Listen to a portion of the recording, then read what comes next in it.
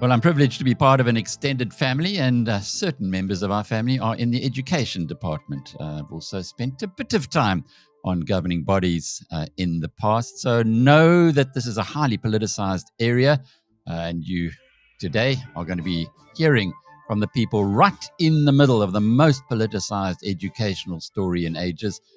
Mike Erasmus, who's the husband of the head of Pretoria High School for Girls, and Craig Hezlett, who's the chairman of that school's governing body.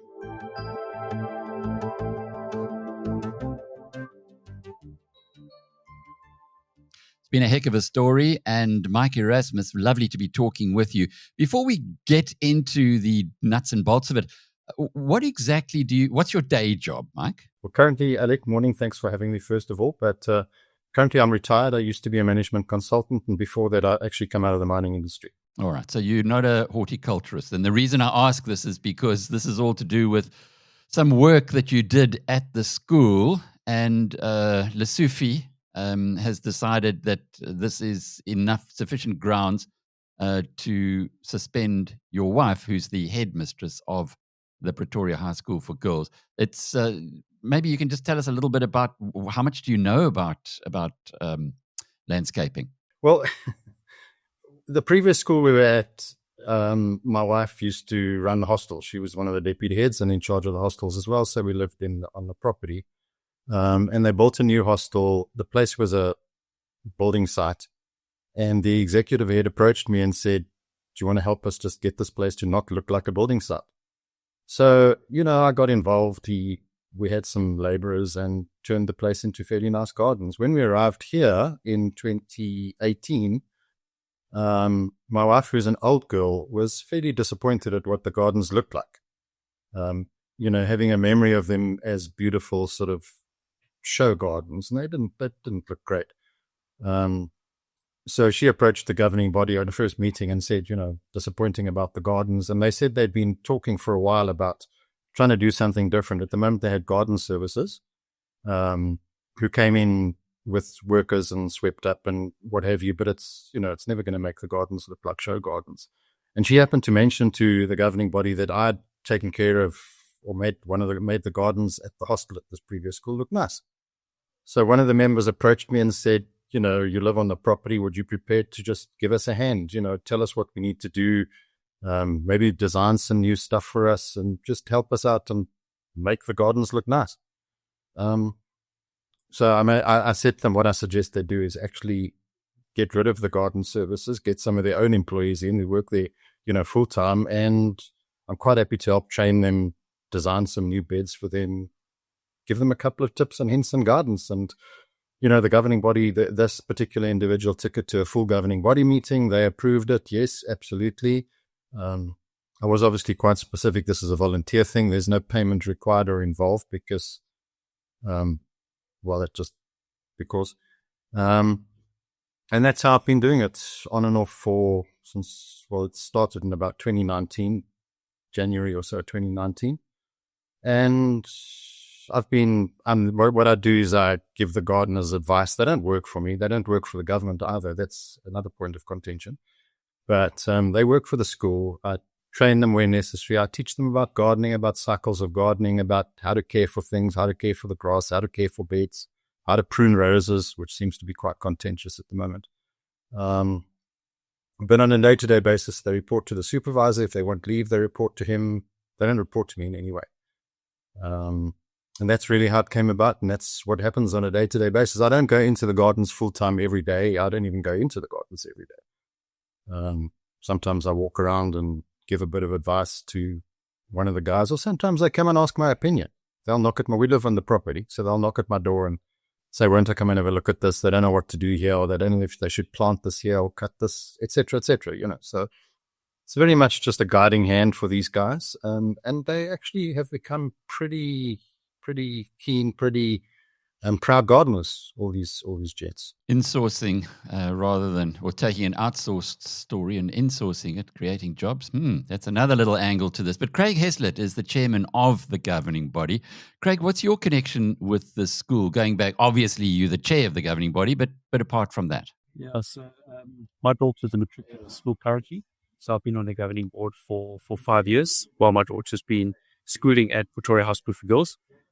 Absolutely beautiful school. We sent her there for a particular reason, for heritage, for tradition.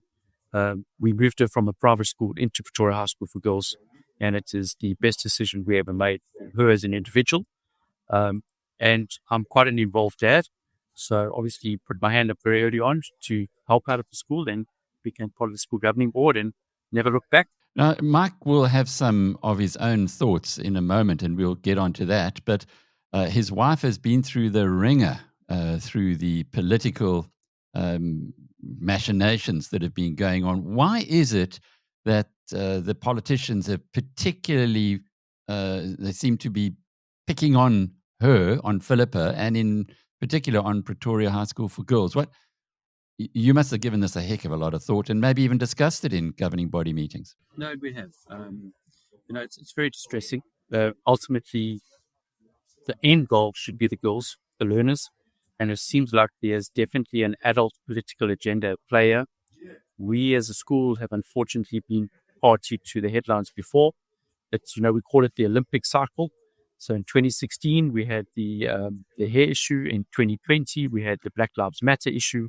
And now in 2024, which was last year, we had this further issue.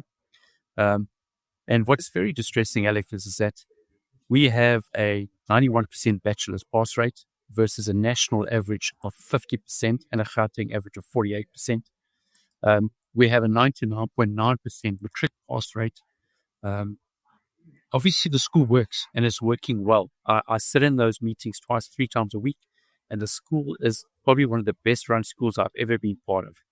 And what's very distressing is that we have external members that are trying to tear down a school that is working exceptionally well. In my view, they should be taking Pretoria High School for girls as best practice, as best learnings, and figure out how do we take this, spread it through the province and make the province better for education. This has been very distressing, and Philippa had 3 charges against her.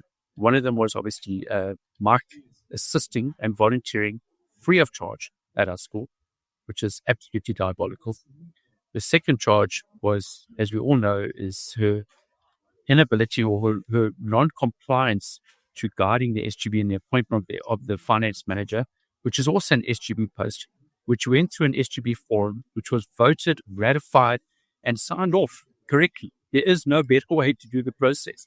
So she was found guilty on that. And then most interesting, the one that she was found not guilty on was they accused of not dealing with racism back in 2024 and 2023 and not handling it correctly. They found her not guilty of that and said that she handled it perfectly well. Now, that has been the noise in the school for the last 12 months. He's been around this alleged racism issue, and the department, along with Tabu Veki, along with our own internal ways, along with the SGB, have all been saying all along that it is not correct. And ultimately, the department 2 weeks ago admitted that they agree with us. So they've now found her guilty on 2 irrelevant charges, and which is absolutely nonsense and it's disruptive. And as far as the governing body is concerned, how long has she been there? And did you headhunt her? Was it quite an extensive process to actually get her to come and join you? I know these things don't happen overnight, especially not getting in new leaders. Yeah, so unfortunately, Philip, not unfortunately, luckily, one of the main reasons for us coming to the school is that we had heard that Mike Erasmus had joined our school, or when I say joined our school, joined Pretoria High School for girls. She was already there when we joined, so I was not party to the recruitment. She is a GD employee, so she would have had to go through the extensive process to apply for that position, and thankfully got it. I speak to a lot of old girls in my position, and I speak to a lot of past students at the school, and they are saying the school's never been in better shape since Philip has arrived.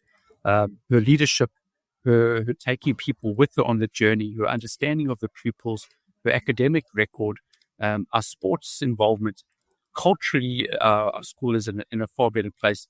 So her inclusiveness or her being part of the school has been an absolute benefit to everybody, teachers, learners, and parents. Mike, how much or how long did Philippa have to think about taking this role, and how long did the process take? And I say this because you, having been a management consultant, will know that finding great staff in South Africa is not an easy task at the best of times. Yeah, Alec, you're right.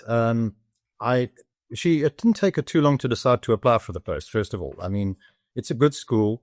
We were in private education before that. So it was, the decision, of course, was to make the move back from private back into state education was a bit of a decision, but ultimately she decided, yeah, she's up for the challenge. It's a great school. It's always been a great school. It's a big school, 1,500 odd learners, makes it a large school. It's a prominent school. It's a successful school. So it wasn't that difficult a decision. Then she went through the normal process, interviews, second round of interviews. She had to do a presentation to something, as I recall, at one stage as well, which took a month or two, as these things do. And then I think that was toward the beginning of the year, February, March-ish, if I'm not mistaken. And she was finally offered the job August or so. And then she started in October 2018. And been here ever since, obviously. It's quite a long process. And the fact, as you mentioned earlier, that she was an old girl would have also probably weighed on her decision. Yes. It's kind of coming full circle for her, isn't it? So, Mike, how did you hear about the latest attack on her, and what parallels were there with the previous witch hunts that have been so well publicized? Well, I mean, this has been ongoing and relentless since, well, last Thursday it was a year. As Craig alluded to briefly, the whole WhatsApp issue surfaced. There was much furore from the department. They dived in. They insisted on disciplinary actions against the girls. And since then, the pressure's just been relentless. It's been in the news. It's been in the media all the time. She was vilified in the media at the time, obviously, for a few days.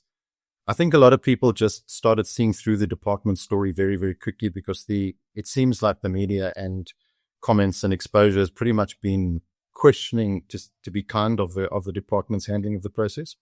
But this latest thing was simply the next step. I mean, she went through this disciplinary process for those charges Craig mentioned. Then she was found guilty. Then, like any process, you have to lodge mitigating circumstances. And then they decide on a sanction. The sanction they decided was 3 months suspension without pay. And she's now appealed that. So she's awaiting the outcome of the appeal.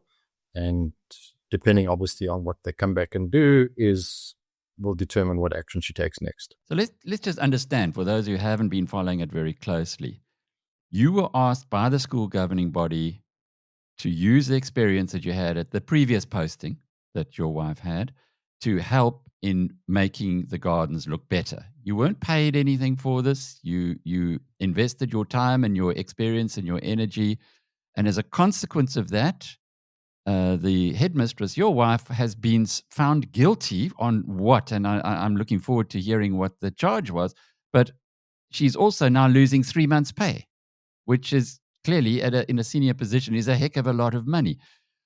Who are the people who sit in judgment of her on this? Well, it's a normal disciplinary inquiry committee, like any company, I suppose. The guy who was the chairman of this thing was a head office employee. What his background is, I have no idea. But an internal disciplinary, and then he sits in judgment. Cases then presented by somebody who works for their labor department. And then Philippa was represented by the SAOU as her union rep, because you're only allowed representation by a fellow employer or a union member. And then they argue the case. Then this guy at the end of the day decides on whether he's going to accept the evidence or not, or if he's going to make a finding of guilty or not. In this case, he chose to make a finding of guilty in the charge that involved the whole thing that started this mess in the first place, the WhatsApp group and the allegations of racism and so forth. She was actually charged on that one for not adhering to code of conduct rule, whatever in terms of dealing with a matter that could have had racist connotations or something like that. And they found her fairly comprehensively not guilty on that. The other charge, as Craig said, that they found her guilty of was that she failed to advise the governing body correctly in the hiring of a finance manager. The chairman alleged in his finding that this prejudiced her in favor, or whatever the word is, in favor, or it prejudiced everyone else because she wasn't given an interview, she wasn't put through the mill, but that's not true. Evidence was presented that she went through the normal process like everybody else and was appointed. So his finding was just patently wrong there. The third charge that involves me was twofold. Firstly, that she had allowed me to drive one of the school buckies, which belongs to the governing body and not the department as a matter of interest, for private use, and also that she had allowed me to supervise employees of the school. She was found guilty for both charges, but she was found guilty for something slightly different to what she was charged for, which is a little odd, shows massive holes in the thinking. Because obviously I didn't drive the bucky for private use. That was proved quite adequately. I took the bucky to go and get school supplies and plants and stuff for the gardens. Simply because if I do it, then somebody who has another job to do doesn't have to do it. I've got time. I'm retired. He also found her guilty for allowing me to manage the gardeners, which he says are government or departmental employees. Firstly, they're not departmental employees. They work for the governing body, appointed as such. And secondly, I don't manage them. So, the whole thing's full of holes. And as I say, it's going to be quite interesting to see what they come up with the appeal. The interesting fact about the appeal is that the appeal is actually to the MEC himself. That's how their process works. So you can understand how flawed that is, given that this is the same gentleman who's been on TV many, many times, even when this this incident was in its just very incipiency, proving to the world at large that he's anything but impartial in this incident. I mean, there's plenty of video clips and of him making comments to that effect. So, interesting Craig, times. What is your day job? I'm a group managing director for a very big company, and I look after multiple countries in Africa. So, right now, I'm sitting in overseas at the moment. Okay, I ask this because I can remember having a situation, not identical, but similar, where I served on a board and we were large shareholders in the business, and we had some of this kind of mischief, and we threatened to sue in a personal capacity those who were making the mischief. Is this an option from the governing body's perspective? Because it appears to me as though you've got some out-of-control politicians here. Okay, I am making a judgment, but it seems as though the evidence is pretty strong, who have just decided to take the law into their own hands and to make their own decisions, and are really just causing trouble in this organization of yours. Is that an option?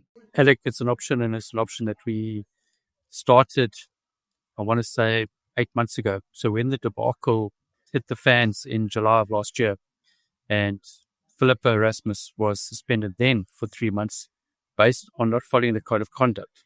Coincidentally, she was found not guilty of that. So do they give her back the 3 months that they suspended her last year for? Anyway, so based on all of, the writing was on the wall in terms of the poor mishandling, and I want to say the incompetence of this whole situation being handled by the department, that we will and have taken legal action. So there are multiple legal implications and multiple legal avenues that we have applied, both from an SGB perspective as well as a personal capacity perspective. So of the 12 learners that were charged with alleged racism last year, I think 8 of them are involved in directly suing the department. And I know that Mrs. Erasmus has a few things of her own that she's for defamation, and a few other things that she's doing directly. And then there has to be in their capacity as well. So, Alec, there's a lot going on in the background outside of this little bit of noise that we have currently. If you consider what's happening now between South Africa and the United States, and there's so much that's also very deep, but the one thing that is giving pause to the politicians who sitting in the union buildings and driving around in their blue light brigades is that they are going to be personally sanctioned by the United States. Suddenly they've kind of woken up that, this is no longer the republic of no consequences. As I said earlier, in the board, the one company that I was involved, or a company I was involved with, when we threatened those mischief makers in a personal capacity, suddenly they ran for the hills. It just seems to me that suing the department is no responsibility for them. It's we as taxpayers or ratepayers who are going to be ending up paying for their incompetence. Is there something, though? I mean, is there something maybe that we can do in America on them, or start highlighting it's individuals who cause this, not necessarily the organization as a whole, but just bad actors within it? Yeah, I think contextually, I mean, if we just rewind this thing 12 months, there was that alleged racism with the 12 girls. You know, that the department keeps on claiming that they supported the process, we supported the outcome, which is absolute nonsense, because the process and the suggestion from the SGB was not to charge the girls initially, was to do more findings. And we were instructed, and in fact, Mrs. Erasmus was threatened with her job, that if she did not act and charge those girls today, she can take the stuff and leave the building. So there was no support from the department. It was an instruction. We acted on that instruction. On that following Monday, I went back to the department and said, guys, I spent the whole weekend seeking legal advice to help you, Mr. Department, not to help us, that this process has not been followed correctly. And the words that they said to me in front of 20 other people was, Craig, we don't care about process and procedure. You will act today. So right from the onset, this was very deliberate and intentional. This was not, we support the school, we support the outcome. Because had they supported the school and the outcome, we wouldn't be in the situation that they're in. They should have come back to the SGB and said, you've handled this correctly, thank you, and we support you. But what they've done is, in the background, have said, we don't agree with you. We're going to put an investigative lawyer to come and investigate a culture of racism in your school, and we will find it. They actually stated it. We will find it, whether it's tangible or not. We will find something against your school. And that is in the media. So this has been absolutely deliberate and intentional from day one. And we just can't get our head around it. Why us?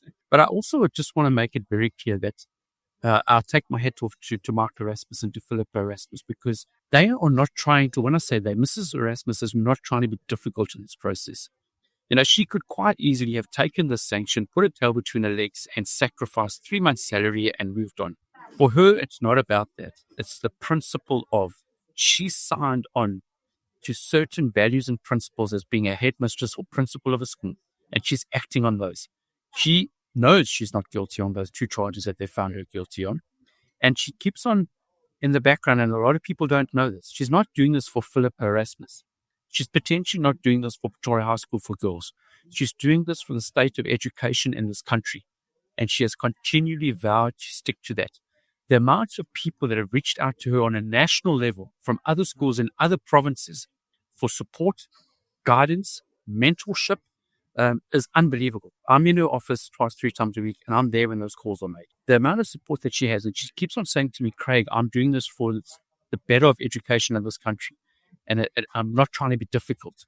And that's very important to note, because she's just, she's not being difficult. She's fighting for what's right and fighting for the better of education. And I think that's so critical. This is no personal benefit for her to be so disruptive.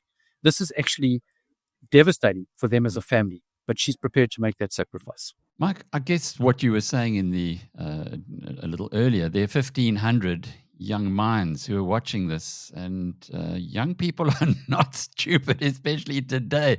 They're seeing exactly what's going down here, and presumably, from what Craig said a moment ago, this is also motivating your wife's approach. Absolutely, yeah. Absolutely. I mean, it's about example set. It's about what to do or what not to do.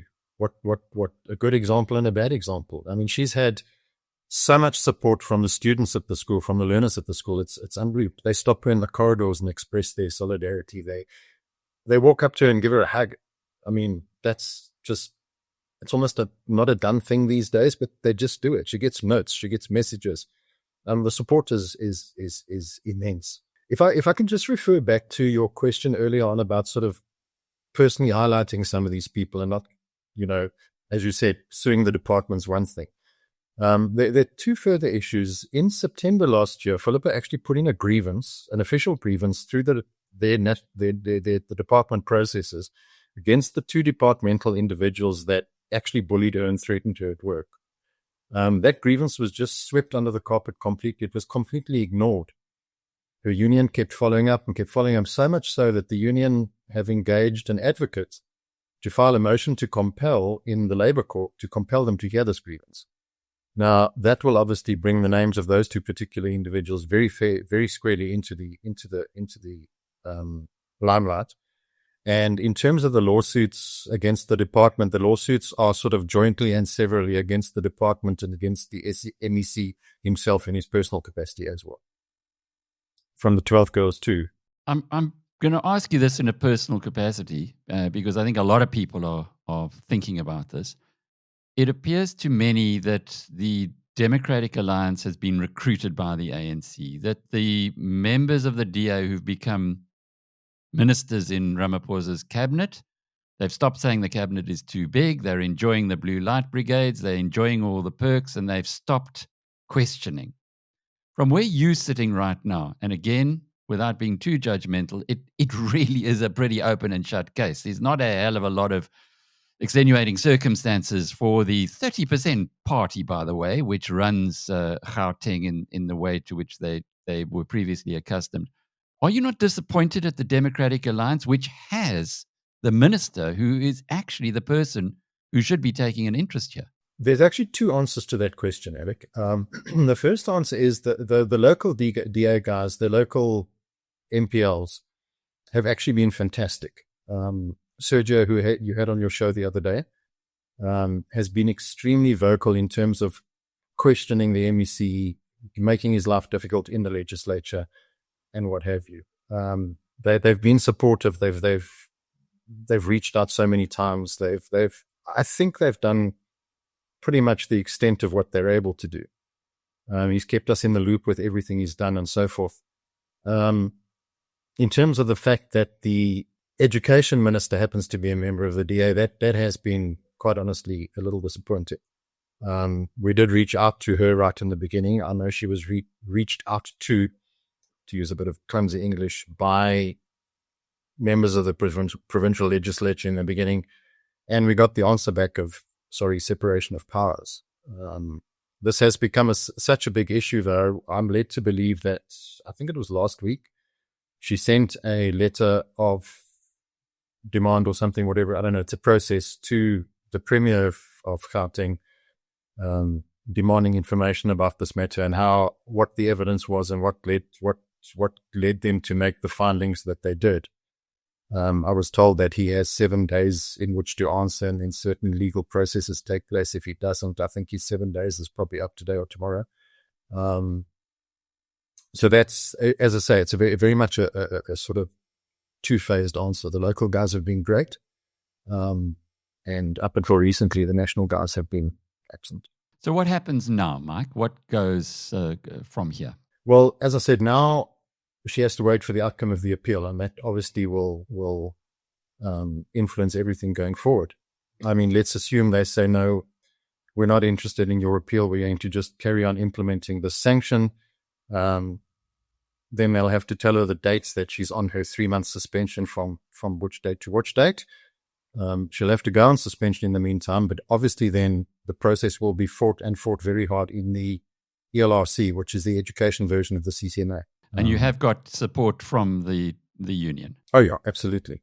Absolutely. We've also got a fantastic legal team who's working very closely with the union. Some of the more prominent senior members of the bar in Pretoria and 2 of the prominent law firms in Pretoria have been working tirelessly on some of the stuff Craig said, and also offering support to the union on this matter as well. So there's a massive legal team. Craig, I was delighted to hear the point that you made that Philippa is seeing this as much bigger than herself, because I've had headmasters or heads, a headmaster and other very senior people in education reaching out to me, and I'm very much on the fringes of this, and saying, please, you've got to discuss this, because we are too scared to say anything because we know we will be victimized. So clearly, in a way, it feels to me like Philippa Erasmus is being like Rob Hersuff was 4 years ago, when no one would be ever talking about the ANC government for fear of victimization. And he just broke the dam wide open by saying Futsek ANC at the Biz News conference. And since then, now people have seemed to have found their voice. Are you seeing any parallels with that, i.e. that this could be something that changes education in South Africa forever? Absolutely, Alec. I actually had a lady reach out to me from Westville Senior Primary down in Durban, because she had obviously heard of our process, if you want to call it that. And she said to me, what do we do? And I said, whatever you do, if you believe it's the truth, challenge it. If you believe you've done wrong, learn from it and move on. And they firmly believed that the truth was not being told, so they challenged it. And I think that's probably the difference in Pretoria High School for Girls this year versus previous incidences, is that, previous incidences, everyone kept quiet and accepted it and rolled over and said, oh, we're not going to say anything. We don't want to challenge the norm. And I think that, and I'm not trying, as an SGB, we want to work with the department. We're not here to drag us with the department. We wish that we would embrace arms and work together for the benefit of the kids, because ultimately that's what we do this for. It's for the learners, for our daughters and sons, if it's a dual medium school. But, and I think that's where the department's got a bit of a fright this time around, is that we haven't kept right because we want the truth to be heard. And the truth is the facts. And that's all that we've done. We haven't given an emotional opinion. We haven't given an emotional guidance here. I mean, if you look at the narrative around this school in August, September last year, there were 5 to 10 articles a week stating and claiming that Pretoria High School for Girls is a racist school. It was clear. We've had to take some of those publications on because their stories were incorrect. And we've got the ombudsman demanding apologies, which we've got from some. But if you look at the narrative now, since Philippa's sanction was released, just over a week now, I've come across 15 to 20 articles, whether it be podcasts, media briefings, social media, whatever it may be. I have not seen one negative article on the school. And for me, that is important. The narrative has now changed because we have a voice and we are being heard, not on an emotional opinion, on facts. And I think that's very important, because the last thing I would do is defend a school or a person if they were wrong. We need to learn. And unfortunately, this process from the beginning has been flawed. And unfortunately, Alec, whether the department like it or not, we're not going to keep quiet about it, and we're going to fight for what's right. And I don't want to use the word fight because it sounds very combative, but we're going to challenge, and we want the truth to be heard. And that's all. I sleep well at night, knowing that the truth's been told. It really is that simplistic and that important. So yes, has there been a change? Absolutely. The advice is respectfully and maturely try and work with your department. And if you feel that your voice needs to be heard, make it heard. And fortunately, the results down at that Westville Senior Primary down in Durban has been exceptionally positive and encouraging. The chairperson of that governing board phoned me the other day and said, thank you for your advice. We've seen a complete shift in terms of the attitude from the department, and we are now getting the support that we need. Just because they spoke up. In the past, we all would have just kept quiet. Craig Hezlett is the chairman of the governing body of Pretoria High School for Girls. Mike Erasmus is the husband of Philippa, the headmistress of Pretoria High School for Girls. And I'm Alec Hogg from biznews.com. It appears as though something big is happening here. And perhaps we can refer back to what Frans Cronje says, that with the political ideologues, they follow Stalin's principle, or the Soviet principle, of push the bayonet in until you hit steel. Well, my goodness, have they hit steel in this issue. Till the next time, cheerio.